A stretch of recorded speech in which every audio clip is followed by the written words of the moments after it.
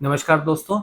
आज हमारे साथ एक थायराइड एब्लेशन के पेशेंट हैं जिनका एब्लेशन हमने 3 महीने पहले किया था। आज हमारे फ़ॉलो-अप में आए हैं और इनके स्वेलिंग में बहुत अच्छा रिस्पॉन्स आया है। आप ये देख सकते हैं, पहले इनके गले में बड़ी-सी स्वेलिंग थी जिसका वॉल्यूम अप्रॉक्सिमेटली 21 सीसी के आसपास था और 3 महीने बाद ये स्वेलिंग किस तरीके से घट गई है और इसका वॉल्यूम भी काफ़ी हद तक घट कर सिर्फ 5.5 ml रह गया है। तो चलिए आज इनसे बात करते हैं और जानने की कोशिश करते हैं कि इनका एक्सपीरियंस थायराइड एब्लेशन का कैसा रहा।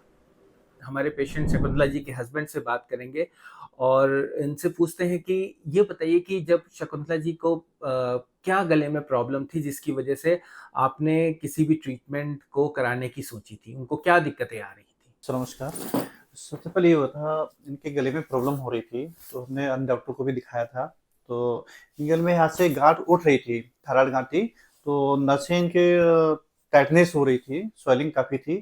तो हमने फिर नेट से सर्च किया, तो सर्च करते हुए हमें आपका पता लगा कि हाँ, doctor sir Arun Gupta sir हैं दिल्ली में, सरगना हॉस्पिटल में और उनके वहाँ बिना ओपन ऑपरेशन किए इंटरवेंशनल रेडियोलॉजिस्ट हैं, तो निडल से इसका ट्रीटमेंट हो जाता है।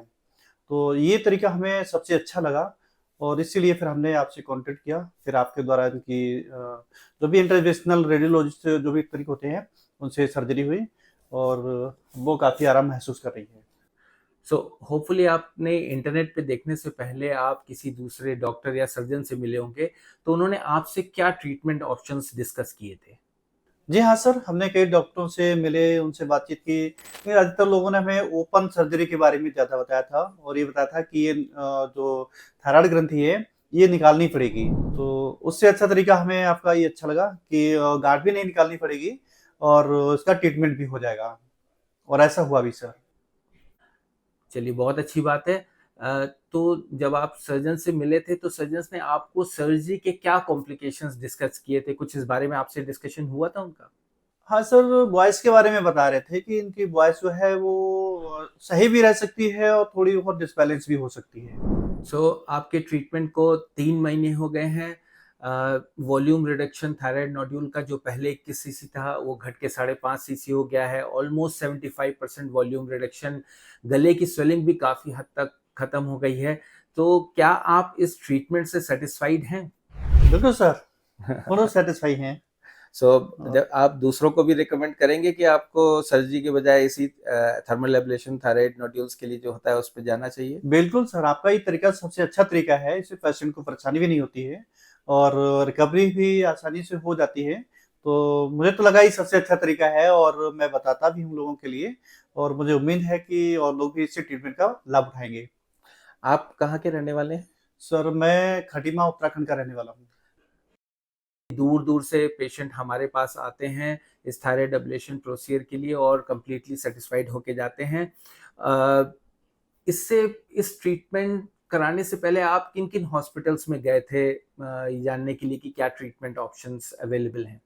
सर, हमारे पास में वहाँ यहाँ से तो बरेली नज़दीक पड़ता है। सन धन्वंतरी हॉस्पिटल है, वहाँ भी हम मिले थे ईएनटी स्पेशलिस्ट से और रुद्रपुर में हमने एक डॉक्टर से पता किया था, वहाँ भी ईएनटी थे। तो अधिकतर लोगों ने हमें इसका ओपन सर्जरी का ही बताया था और नूडल्स जो भी थायराइड ग्रंथि उसको निकालने की ही बात हुई थी, क्योंकि उनके यहाँ इस तरह की कोई व्यवस्था थी भी नहीं।